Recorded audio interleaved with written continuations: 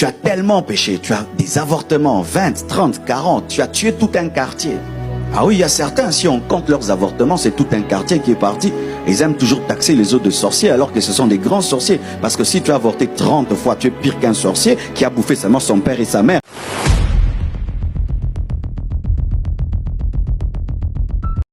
Il est impossible de s'élever dans les hauteurs de la sainteté sans recevoir la bouée du pardon.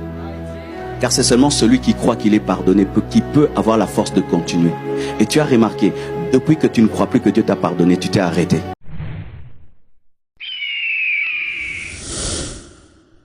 Tu as tellement péché, tu as des avortements, 20, 30, 40, tu as tué tout un quartier. Ah oui, il y a certains, si on compte leurs avortements, c'est tout un quartier qui est parti. Ils aiment toujours taxer les autres de sorciers alors que ce sont des grands sorciers. Parce que si tu as avorté 30 fois, tu es pire qu'un sorcier qui a bouffé seulement son père et sa mère. Toi, tu as tué combien d'enfants? Tu as avorté avec telle fille, tu as avorté avec tel autre, tu as avorté avec tel garçon et tel autre. Donc en 20 ans, 30 ans, c'est un quartier. Alors quand tu viens à Jésus-Christ et que je prêche comme ça, tu te dis, il ne me pardonnera pas. J'ai tué 30 fois. Et Dieu ne te pardonne pas parce que ton péché est grand. Dieu ne te pardonne pas parce que ton incrédulité est grande. Car l'homme le plus grand pécheur du monde, s'il s'approche de Dieu, maintenant Dieu lui pardonne. Et s'il meurt directement, il va au ciel. C'est pourquoi lorsque Jésus-Christ était à côté du brigand, il lui a parlé du paradis, il ne lui a pas parlé de ses vols. Est-ce que tu crois que Dieu peut te pardonner? Dieu peut te pardonner et il va te pardonner. Alléluia. Et comme il y a des Congolais ici, sachez que si Mobutu Sese Seko Kukungwendu Wazabanga s'était converti avant de mourir, il est au ciel, même si nous on est contre, mais il est au ciel. Pourquoi? Dieu peut tout pardonner. Il a pardonné à Paul qui a participé à la mort d'Étienne et il a fait de lui un grand apôtre. Dieu peut te pardonner, mais est-ce que tu crois qu'il peut te pardonner? Alors pourquoi tu reviens deux fois sur un même péché qui est effacé? Si vous croyez que Dieu vous pardonne, pourquoi quand je vais prêcher là, tu vas commencer à demander pardon pour un péché que tu as commis il y a 3 jours? Tu n'as pas cru parce que Dieu a oublié. Pourquoi tu lui rappelles ce qu'il ne sait plus? Même si le plus grand prophète du monde vient et il te prophétise sur ton péché que tu as abandonné hier, ne confesse pas parce que ce n'est pas Dieu qui lui a montré. Dieu ne sait plus. Ah oui, hier tu commets un péché, puis tu demandes à Dieu pardon. Et c'est la vraie repentance et Dieu t'a pardonné. Tu viens dans un culte. Que tous ceux qui ont commis le péché hier viennent devant. Je ne viens pas parce que moi, j'ai rien fait. J'ai rien fait. J'ai rien fait, c'est effacé, c'est oublié. C'est ça la foi. Sortez de la culpabilité. La culpabilité, c'est la religion. Nous ne sommes pas sauvés par nos œuvres, mais par l'œuvre de la croix. Et s'il lui dit qu'il t'a pardonné, tu es pardonné. Tu es pardonné. Tu n'as pas besoin de sentir. Je n'ai pas besoin de sentir. Ce ne sont pas les émotions qui sont mortes à la croix. Et Dieu ne te demande pas de croire en tes émotions. Crois en la parole. Oh, je sens pas la paix. Je n'ai pas besoin de sentir la paix, ni la joie. Il a dit que si nous confessons nos péchés, il est juste et fidèle pour nous pardonner. Que je sente ou pas, je suis pardonné. Mais toi, tu cherches à sentir, tu ne sentiras jamais. Tu es incrédule. Oh, je dois sentir qu'il m'a pardonné. Sentir quoi? La joie, la paix. Sachez ceci. Le diable opère de quelle manière? Avant que tu ne pêches, il te dit que le péché n'est rien. Il diminue le péché. C'est comme une loupe. La loupe a 2 faces. Une face qui rend petit, une face qui agrandit. Avant que tu ne pêches, il prend la loupe, diminue les choses. Il dit le péché n'est rien. Mais quand tu pêches, il change. Il dit c'est grand. Il devient le prédicateur de la sainteté. Quand tu pêches, tu commences à blaguer avec Dieu. Tu vas encore confesser. Ah, Dieu ne te pardonnera jamais. Est-ce que Dieu l'a envoyé? Est-ce que c'est un prédicateur? Mais vous croyez beaucoup au langage du diable qui vous dit fuis l'église. C'est pourquoi après ton péché, tu fuis l'église. Tu es un malade qui fuit l'hôpital. Reviens à l'hôpital, on va te soigner, on va te soigner, on va te soigner. Dieu ne peut te pardonner si tu as la culpabilité. Il est impossible de s'élever dans les hauteurs de la sainteté sans recevoir la bouée du pardon. Car c'est seulement celui qui croit qu'il est pardonné qui peut avoir la force de continuer. Et tu as remarqué, depuis que tu ne crois plus que Dieu t'a pardonné, tu t'es arrêté. Tu n'arrives plus à prier, à jeûner. Et le diable t'asphyxie spirituellement pour te tuer. Ce n'est pas Dieu qui te culpabilise, c'est le diable. Il y a 2 personnes qui ont commis le même péché, mais qui se sont comportées différemment. Il y a Pierre et il y a Judas. Pierre a régné, Judas aussi. Mais Pierre a reçu le pardon, Judas s'est pendu. Ne sois pas Judas, tu vas mourir.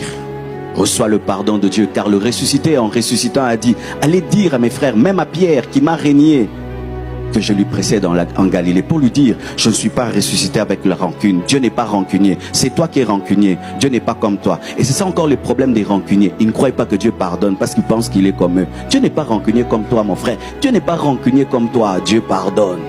Lorsque tu viens vers Dieu, tu dois croire qu'il te pardonne. Sinon, tu feras une fausse confession. Et d'autres, ils disent que Dieu me pardonne le péché que je commettrai demain. Que Dieu me pardonne, c'est que je vais te faire. C'est que je vais te faire. Ah, c'est que je vais te faire. Que Dieu me pardonne. Que Dieu me pardonne, c'est que je vais te dire. Eux, ils ont des stocks du sang de Jésus-Christ. Ils rechargent en avance le sang de Jésus-Christ et ils le transportent et ils disent que Dieu me pardonne. Ils ont déjà la recharge du pardon. Tu es en train de jouer avec la grâce de Dieu. Tu es en train de blaguer avec Dieu. La Bible dit, pécherons-nous pour que la grâce surabonde? Loin de là. Mais il y a des gens qui demandent pardon pour un péché futur. Oh, je vais tomber. Ah, Seigneur, pardonne-moi. Mais tu n'es pas tombé, non. Il demande déjà pardon. Je suis en train d'y aller. Oh, c'est fini, c'est cuit. Oh, Dieu, pardonne, je l'ai fait. Je suis en train. Dieu ne te pardonnera pas parce que tu joues avec lui. Qui d'entre vous peut prendre un pneu et dire, j'ai acheté cette voiture, ça fait des années, mais je n'ai jamais utilisé le pneu de réserve. Alors je vais aller tester mon pneu de réserve. Est-ce qu'il y a une route remplie d'épines? Oui, c'est par là. Et puis il y va et dit, ah, je vais crever un pneu pour tester si le pneu marche. Fais attention, tu peux le crever là où il y a des bandits qui vont te tuer. Et vous qui péchez pour que Dieu vous pardonne, faites attention aux conséquences. Tu tombes dans l'impudicité pour que Dieu te pardonne, mais tu attrapes une grossesse. Et le petit là ne sort pas. Tu fais tout, il ne sort pas. Et quand il sort, il ressemble à ton père qui t'a engrossé. Quel scandale! Tu voles, on t'attrapera. Mais Dieu te pardonne, mais il y aura des conséquences. Tu le fais, mais on le saura. Ainsi, Dieu te pardonne, mais tu perds ta crédibilité. Ne vous amusez pas à pécher parce que Dieu pardonne. Parce que le péché est une porte pour la mort et qui peut vous décrédibiliser même si Dieu vous pardonne. Frères, sœurs, on peut là te pardonner, Dieu te pardonne, mais les hommes n'oublient pas. Alors n'oubliez pas qu'il y a des conséquences dans le domaine social, mais aussi dans le domaine spirituel, car le péché ouvre des portes à des démons. Alors quand maintenant tu dis, je vais le faire et Dieu me pardonnera, mais pendant que tu le fais, qu'est-ce qui se passe? Tu perds l'onction. Tu perds l'assurance, tu perds la paix. Et tu dis, je vais le faire, Dieu va me pardonner. Mais tu n'as pas parlé des conséquences qui arriveront. Le sida, Dieu te pardonne, mais tu as le sida. Et là, il faut avoir la foi pour être guéri. Si Dieu aussi veut te guérir. Et d'autres, ils confessent en général. Seigneur, pardonne-nous. Nous qui? Nous pauvres et pécheurs. Tu as péché avec moi, tu as péché tout seul. Oh, l'église va mal, nous péchons. Tu pêches, moi je vais bien. Seigneur, pardonne les péchés de cette église. Non, pardonne mon péché.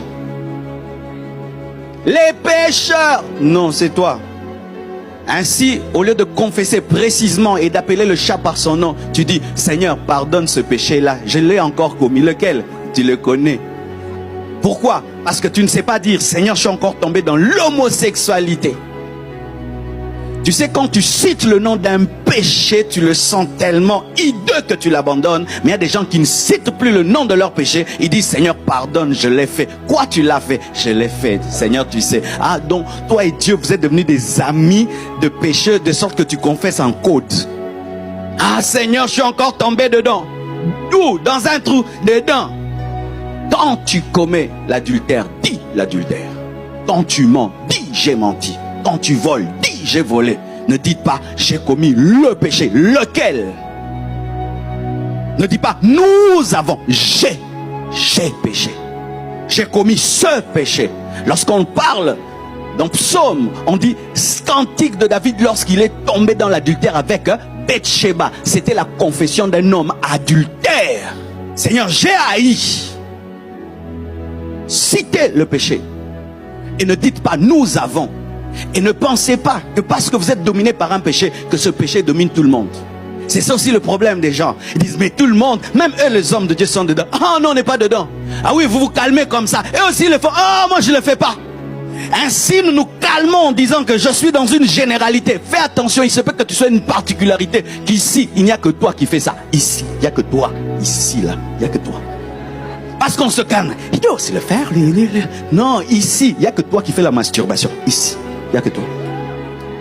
Parce que si tu dis ça, ici c'est moi seul qui le commets, tu vas l'abandonner. Mais si tu tombes dans une généralité, tu vas dire, je suis pas seul, je suis accompagné, alors que le salut est individuel. J'ai péché, mon péché, le nom, le voici.